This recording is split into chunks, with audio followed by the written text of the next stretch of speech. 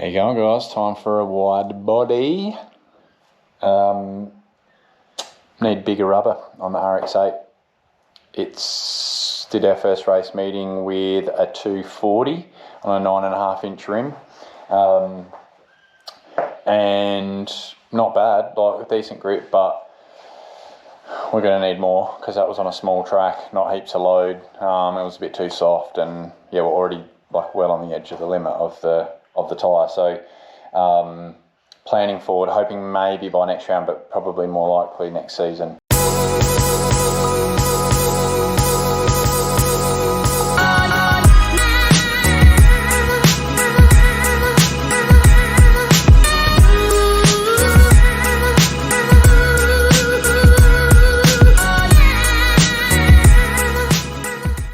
I've gone and got, thanks to Matt, gave me an old rim that's busted.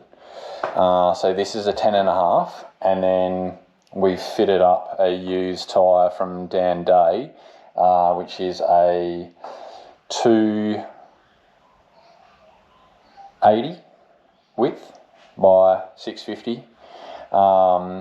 So 650 rolling diameter, and this is the size that we feel is going to be best. It's probably a little bit of a squeeze to get it in the chassis because it's just a bodied car, whereas when you're looking at something like a space frame car, you know, you can build massive tubs in them because you don't have all the standard bodywork. So thanks to Matt Wildy for providing us a rim. So this one's been damaged in the heat of battle. And these are quite well priced, these Enkis, so they've opted not to bother fixing it and just grab another one. But so we're using this to mock up. So this is the correct offset. This is a 10.5, so it does fit these tyres, and that's what Matt runs on his RX7. The Venus Energy RX7, really cool sports sedan here in SA. This tyre optimum is run on an 11, so we're going to run an 11 probably. I've got my eyes on a set of wheels. These are super light. I found others that are light. They probably cost a tiny bit more, some Weds, but I like them. And they're an 11 rather than a 10.5. So we're probably going to go that option. So this sits pretty well right. So the scrub radius and the track and all that is the same with this versus the 11. All that we'll do is obviously we'll add a slight bit of width on each side of the wheel itself, which will then just pull the sidewall out a little bit more. So I can use this for mock-up purposes, no problem. And I weighed them. So this tyre, this wheel was 8.5 kilos, which is pretty good for 18, 10.5. The ones we're looking at are 8.6 for 1811, so very much the same. And then this wheel and tyre combo is actually the same as these, so this is what's on there currently. So this is a Worker Motion, and that's only a 9.5, and that's actually 10.5 kilos, but the tyre weighs less because it's a smaller tyre. So all things being considered, obviously, making sure that we're not adding unnecessary weight. Everything can be done for a cost, but this isn't a major cost as far as, you know, going to a bigger size wheel. We could be buying a real nice, cool looking wheel that'll weigh 12, 13, even up to 15 kilos. You know, so we're looking at sort of 4 to 6 kilos per corner that we're saving by going a reasonable wheel. And one that maybe it's not like ultimately as pleasing to look at, like it's not a beautiful, nice polished T37 or something like that, but you know, it's a race car, right? So it'll still look good, and it's going to be the right size, and it's going to be nice and light. So what I'm doing, so I've got it on there at the moment, and I've had a look around inside. So we've got a few little things that I've got to trim up and sort out on the insides here, and this little guard to move on the oil cooler on each side. But otherwise, it actually sits in the car fine. The issue, obviously, is the guards themselves, both front and rear.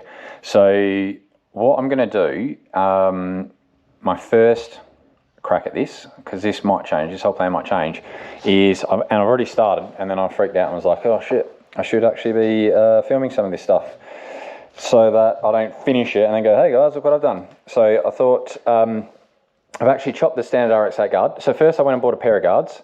So literally like a few $100, right? So that way I can keep my current guard, and if I don't get this done by next round, bolt them back on, bolt the 9.5 back on, and we're good to go.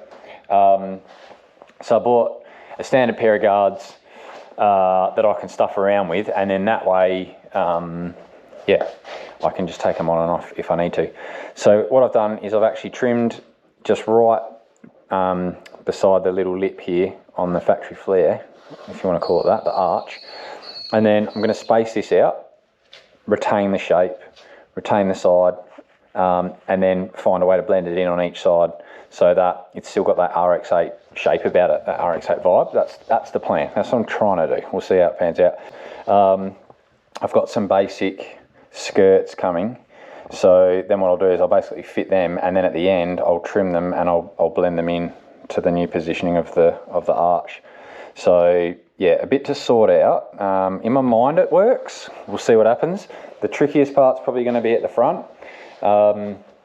Obviously blending this section here, so this is going to sit out 45 mil from where it currently sits, right, which is quite a bit.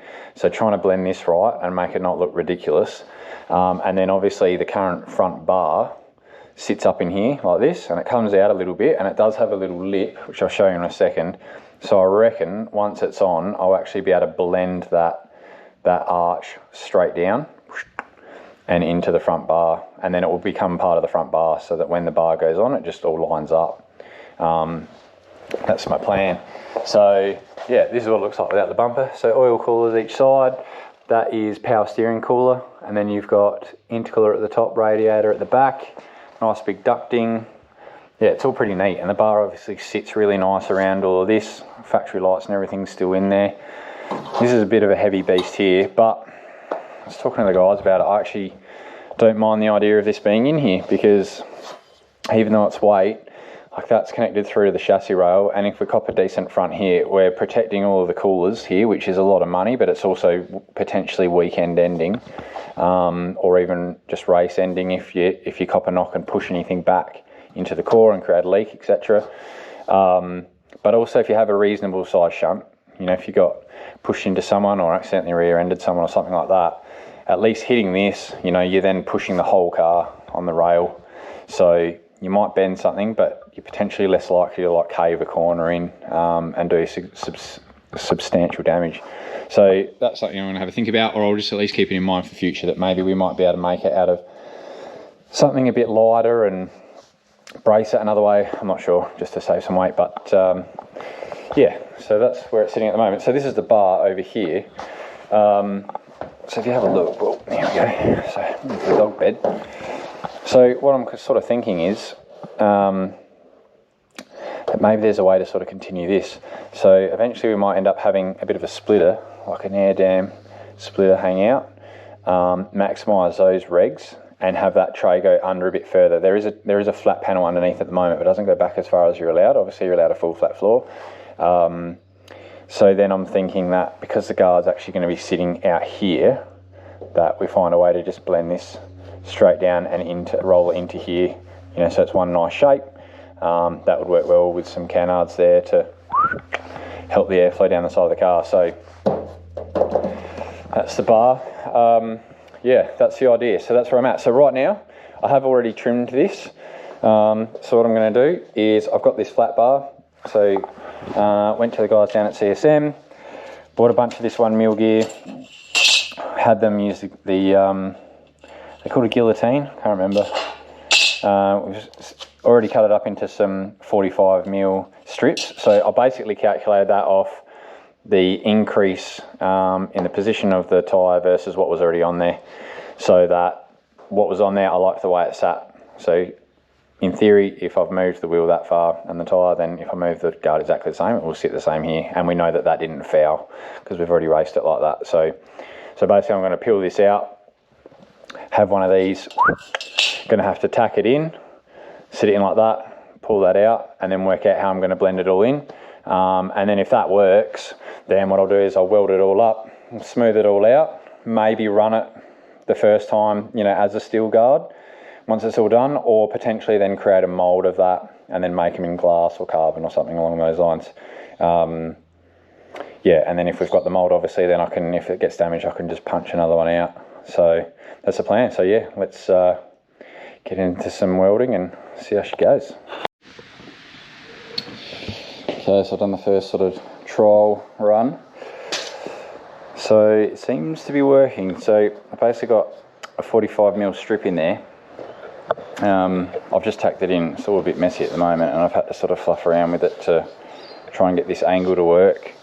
And then I've got a crazy bit on the bottom just to keep the arch in the original position, but obviously just 45mm further out. I'm liking this. This is going to give us a nice big vent. So where I'm at now, the next step is really just to completely go over this and start tidying it right up. I've basically got it so that, you know, once it's smoothed out, and it will just have a little bit of filler just to blend it in, that top line there is just going to look factory RX8. And even some of the angles you look at, it's like you almost wouldn't be able to tell. It'll look fat, obviously, but I don't think it's really going to detract from the look. So here you can see how much wider it actually is. So what I'm thinking here is that I'll do the same thing with the bumper. So I've drawn a line on this little trim section here, and then around the bottom, and I've come to where the front of the bumper's basically running straight, so that when I move all of that over 45mm, so this exact same piece will sit out here, but then it'll be a lot easier for me to blend that back in. So I'll keep running this straight across. That'll be a bit fatter through the middle there, which will work nice, and then there'll obviously be a flat section just the same as the guard, you know, working its way down like that and blending in. So I reckon it's probably going to work. You know, how nice it looks, I don't know yet. This looks like it's going to work fine, so it was a bit of fluffing around to make sure that was right. So keeping this line the same. So once this basically comes apart, I'll get the mount back in on this guard so that I can cut this section off, mount it onto the guard, and then I'll screw some pieces onto the bumper so that it's sitting in the right spot. Then I can take it off and fiberglass it up. Yeah, so I'm going to get that off now that I've sort of done a trial fit, and just keep going. There we go. Alright, we're cruising along. Friday night, lads are here helping me cut all sorts of stuff up. I got a new light for my GoPro. It's blinding me at the moment. We'll see how it goes. If it works, then I'll keep it on. I'm getting the boys to hold up the sides. So what we've done, I've got Sammy here holding this one up. So if you have a look at it, that's basically got that 45mm gap all the way through that then blends into the guard. So if you can see that, so I reckon it's going to work. So we've basically got a flat across here, flat back to that section, and there'll be a flat section up that joins in, so it sort of look pretty raised, but I reckon that's going to work. Guys, got that side. Yeah, man, I'm into it. Going all right. So yeah, now we've got to pin it all together. Underneath the wheel wells is fairly well done. I should have taken a tyre off here. Let's have a look. I'll push that one out of the way. So I've still got to prime it all and paint it, but I've got some seam sealer in there, so I've basically cut all this section out, made sure there's clearance, and then I've tack welded up all the original joins. And then on this side at the front, move the wheel, I've done the same. Up in here was fouling, so that's all cut out, and a bit of the guard, bits and pieces. But yeah, generally it's actually working all right. So starting to look pretty good. It's going to need a big skim up. Obviously these, like I said, they're going to be a plug, so I'm not heaps worried about the quality of them. They just got to end up looking pretty neat, so that when we use them as a mould, once we make the mould, we want them to look nice. But yeah, she's looking good, boys. Yeah.